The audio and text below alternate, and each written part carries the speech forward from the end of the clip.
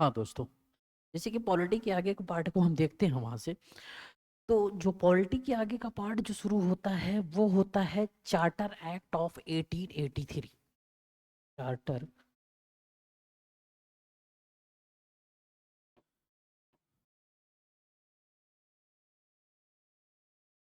Charter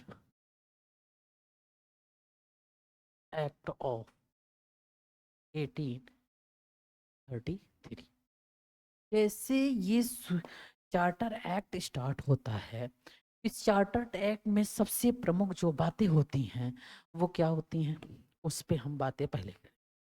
सबसे पहले कि this act was the final step towards the centralization in British India. अब इस एक्ट से ये फाइनल स्टेप था, ये फाइनल स्टेप था किस लिए? ब्रिटिश इंडिया का। जो ब्रिटिश इंडिया थे, जो ब्रिटिशर थे, वो अब सेंट्रलाइजेशन जो इंडिया में करने वाले हैं, केंद्रीकरण, वो उसकी ओर बढ़ रहे हैं। ठीक है, सेंट्रलाइजेशन जो करने वाले हैं उसकी ओर बढ़ रहे हैं। ठीक है, अब इस प्रक्रियाओं में हम देखेंगे केंद्रीकरण जो कर रहे हैं, ये केंद्रीकरण, ये केंद्रीकरण जो इंडिया में हो रहा है, इस इशू पे बातें समझेंगे। इस इशू पे केंद्रीकरण के कुछ फीचर्स होंगे, कुछ बातें होंगी। हाँ जी, हैं कुछ बातें, उस पे हम देखते हैं। उस पे बातें ये इनकी, अगर इनकी विशेषताएं देखें हम, फीचर्स देखें हम, तो कुछ फीचर्स हैं, फीचर्स विशेषताएं। इन विशेषताओं में, इन विशेषताओं में हम देखते हैं क्या चीजें हैं, इन विशेषताओं में देखते हैं क्या चीजें।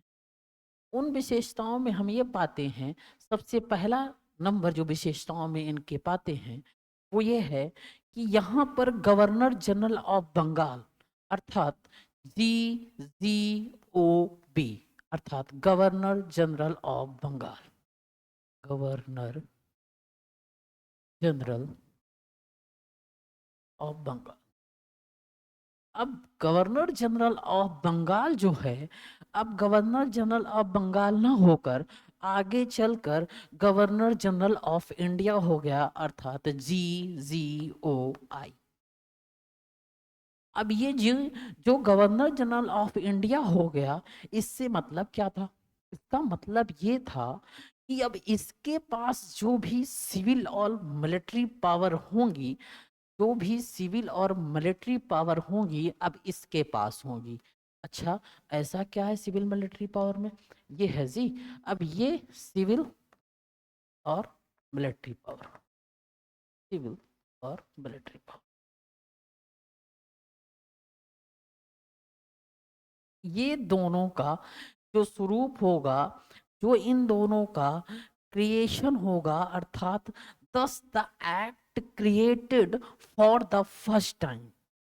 मतलब जो अब इनके विषय में जो ये पूरे पावर हैं गवर्नर जनरल ऑफ इंडिया, और इनमें जो है इन्वेस्टेड होंगे सारे पावर, इन्वेस्टेड होंगे। अच्छा, इन्वेस्टेड मतलब सेंस ये है कि ये जो पावर हैं इनमें सारे वेस्टेड पावर होंगे, वेस्टेड पावर। कौन सा पावर वेस्टेड होगा? ये पावर, सिविल और मिलिट्री पावर वेस्टेड। इन सिविल और मिलिट्री पावर के होने के कारण गवर्नर जनरल ऑफ इंडिया अब उसको जो है, इस जो ब्रिटिश एरिया है, जो ब्रिटिश एरिया है, उसको इसका क्षेत्राधिकार बढ़ता गया।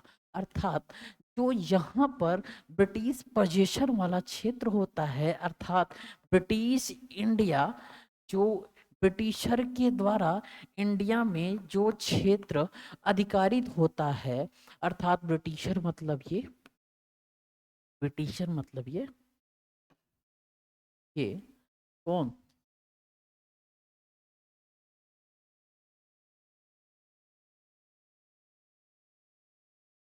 ये।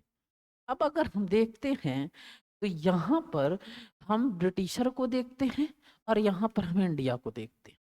जब इन पर जो क्षेत्र ब्रिटिशर के द्वारा जो इन पर इस एरिया के क्षेत्र पर जो क्षेत्राधिकार ब्रिटिशर के द्वारा किया गया है, उन क्षेत्राधिकार के माध्यम से सारी अथॉरिटी, सारा अधिकार यहाँ पर जो गवर्नर ऑफ इंडिया को है उनको दे दी गई, गवर्नर ऑफ इंडिया को दे दी गई। अर्थात चलो, जब गवर्नर ऑफ इंडिया अर्थात गवर्नर जनरल ऑफ इंडिया को दे दी गई, तो यहाँ पे क्वेश्चन होता है कि पहला गवर्नर जनरल ऑफ इंडिया कौन था?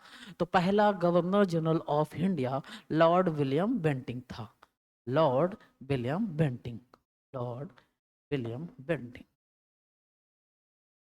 ठीक है, जब लॉर्ड विलियम बेंटिंक पहला गवर्नर जनरल था, तो इसमें यह सिद्ध हो जाता है कि इसके पश्चात क्या हुआ होगा।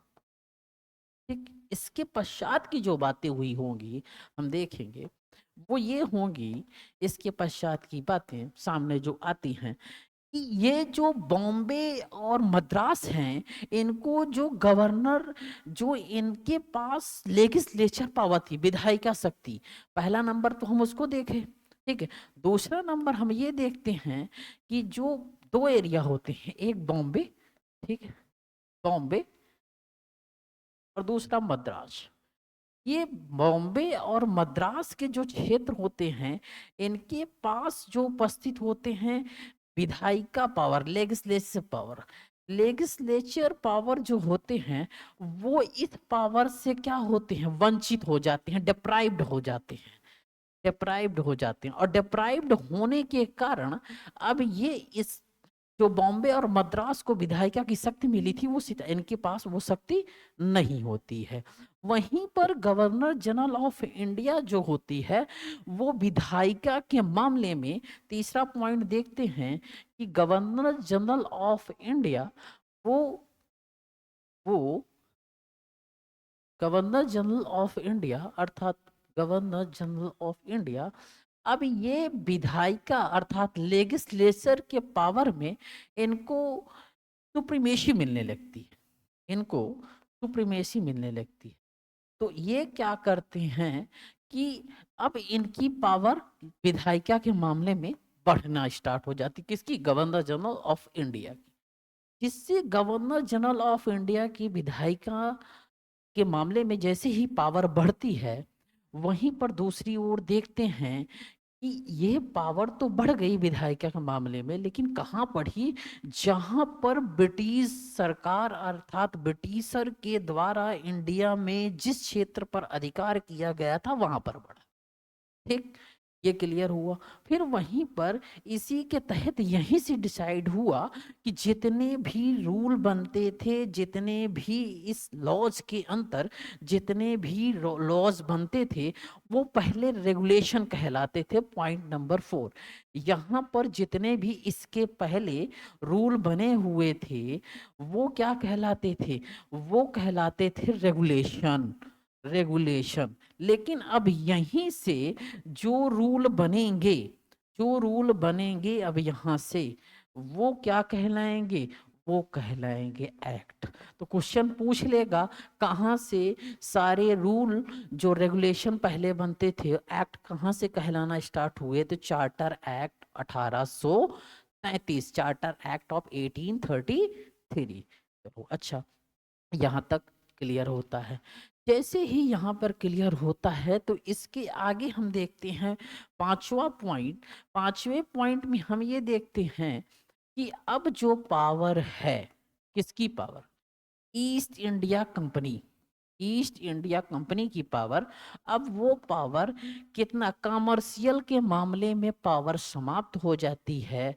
अब वो पेवर फॉर्म में एडमिनिस्ट्रेटिव बॉडी हो जाती है। तो पहले ईस्ट इंडिया कंपनी के पास कॉमर्शियल पावर होती है, वाणिज्यिक पावर होती है, अब यहाँ से समाप्त। अब इसको केवल एडमिनिस्ट्रेटिव पावर, प्रशासनिक एडमिनिस्ट्रेटिव पावर इसे दे दी जाती है। अब इसकी शक्ति एडमिनिस्ट्रेटिव पावर की ओर बढ़ती है। तो इन मामलों में अब जो कंपनी को अधिकार दिए गए थे, वो अधिकार दिए गए थे जो भारत के क्षेत्रों को अधिकार, अपने अधिकार क्षेत्र में रखा गया था, उस एरिया में उनको अधिकार दिया गया। अब जो शासन वहां पे चलेगा वो किसके, अब मजेस्टी, महामहिम मजेस्टी के नाम से चलेगा, अर्थात in trust for his majesty his heirs and succession. ठीक है, सक्सेशन, तो इस सक्सेसर के उस पे चलेगा। वहीं पर हम देखते हैं कि यहीं पे आगे पॉइंट नंबर 6 में कि अब यहीं पर यूपीएससी के लिए भी चीजें आएंगी, अर्थात selection of civil service servant का, जो सिविल सर्विस सर्वेंट हैं उनके लिए ओपन सिलेक्शन यहीं से आएगा। ठीक है, यूपीएससी में जो ओपन सिलेक्शन है यूपीएससी के लिए वो यहाँ से शुरू हो जाएगा, पॉइंट नंबर 1। लेकिन यूपीएससी में जब सिलेक्शन ओपन शुरू होगा तो एक और चीज आएगी कि यहाँ पे ये कहा गया कि अब इस जॉब के लिए कोई डिप्राइव नहीं होगा, किसी को हटाया नहीं जाएगा। लेकिन एक चीज आई, डायरेक्टर्स जो थे यहाँ पर, court of director COD, court of directors जो थे, ये इन्होंने इसका अपोज किया। अपोज करने के कारण अब इसको क्या कर दिया गया, यहीं से समाप्त कर दिया गया। ठीक, अब आगे हम पढ़ेंगे चार्टर एक्ट ऑफ 1853। ओके।